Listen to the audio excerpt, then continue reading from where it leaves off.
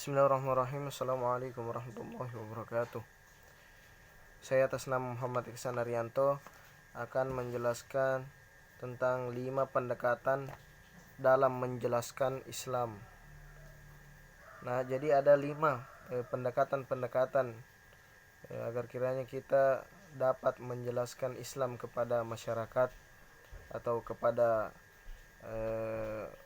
kaum awam yang masih minim pengetahuannya tentang Islam. Yang pertama yaitu ada yang dimaksud dengan pendekatan secara studi agama, studi Islam. Nah, di sini bisa kita artikan bahwa studi berarti pendidikan. Maka kita menjelaskan Islam secara pendidikan, baik itu secara doktrin atau secara sosial ataupun secara budaya seperti itu. Nah, kita di sini akan menjelaskan tentang Islam kepada masyarakat awam, kaum awam yang masih minim tentang pengetahuan Islamnya. Maka kita secara tidak langsung menjelaskan tentang apakah itu Islam, apa pengertian Islam. Nah, bagaimanakah yang dimaksud dengan Islam dan lain sebagainya. Maka itu bisa kita artikan pendekatan Islam secara studi Islam, studi agama.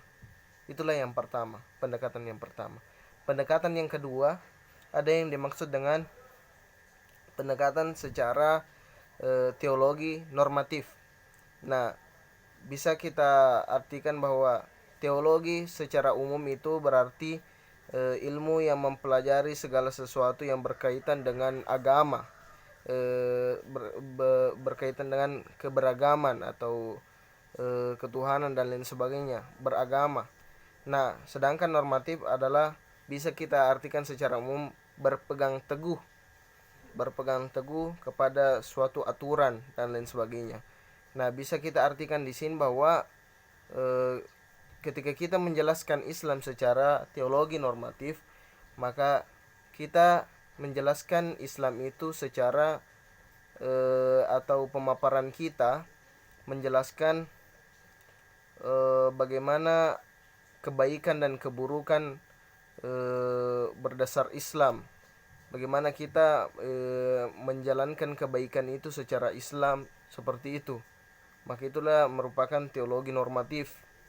Bagaimana kita melaksanakan kebaikan, menjauhi keburukan dan lain sebagainya kepada kaum awam, menjelaskan bahwa inilah yang baik dalam agama Islam dan inilah yang buruk dalam agama Islam. Maka itu termasuk teologi normatif, teman-teman sekalian penonton setia yang masih setia menonton video ini. Nah, yang ketiga, ada yang termasuk pendekatan Islam secara filologi. Nah, kita harus mengetahui apa yang dimaksud dengan filologi.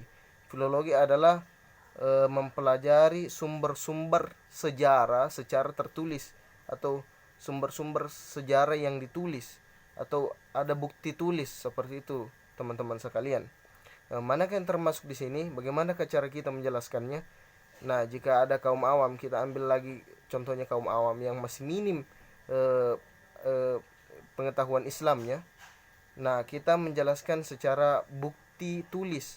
Salah satu contohnya Al-Quran. Kita menjelaskan Al-Quran itu apa, bagaimana isinya dan lain sebagainya. Hadis itu apa, bukti hadis, bagaimana hadis itu, apa yang dimaksud dengan hadis dan lain sebagainya. Contohnya kitab tafsir, menjelaskan tentang tafsir Al-Quran, hadis dan lain sebagainya. Kita mengambil buku tafsir atau kitab tafsir, kita mengambil mushaf Al-Quran, mengambil hadis dan menjelaskan di depan kaum awam tersebut, maka itu merupakan pendekatan Islam secara filologi. Yang keempat, yaitu pendekatan Islam secara studi hukum. Nah, kita apa yang dimaksud dengan studi hukum? Nah, sebagaimana kita ketahui, sebagaimana kita umat Islam, bahwa landasan hukum kita adalah fikih, atau landasan hukum kita yakni ilmu fikih. Ilmu fikih sendiri berdasarkan Al-Quran dan hadis. Nah, kita menjelaskan kepada orang tentang studi hukum dalam Islam, menjelaskan fikih, bagaimana hukum-hukum dalam Islam, bagaimana hukum-hukum di dalam pelajaran fikih dan lain sebagainya. Maka itu merupakan pendekatan menjelaskan Islam dengan melalui pendekatan studi hukum. Dan yang terakhir yakni pendekatan Islam melalui pendekatan antropologi. Nah, di sini yang dimaksud dengan antropologi secara umum kita sudah paham bahwa antropologi merupakan ilmu yang mempelajari tentang manusia, bagaimana kerangka manusia dan lain sebagainya. Nah, di sini kita bagaimana cara kita menjelaskan Islam secara antropologi, yakni kita menjelaskan secara sejarah manusia diciptakan, yakni kita berdasarkan Islam manusia diciptakan yang pertama kali yakni Nabi Adam alaihissalam, manusia kedua yakni istri Nabi Adam yakni Hawa. Maka kita menjelaskan sejarah penciptaan manusia berdasarkan Islam sampai sekarang, maka itu merupakan pendekatan Islam secara antropologi, teman-teman sekalian. Nah, mungkin inilah yang sempat saya sampaikan tentang 5 pendekatan atau pendekatan-pendekatan dalam menjelaskan Islam. Yang pertama tadi yakni menjelaskan Islam secara pendekatan studi agama. Yang kedua, menjelaskan Islam melalui pendekatan teologi normatif. Yang ketiga, menjelaskan Islam dengan pendekatan filologi. Yang keempat, menjelaskan Islam dengan pendekatan studi hukum atau ilmu fikih dalam agama kita.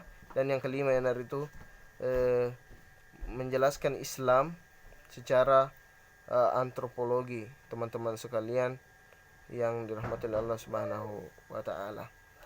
Mungkin sekianlah yang sempat saya sampaikan. Mudah-mudahan apa yang saya sampaikan bisa bermanfaat bagi kalian semua.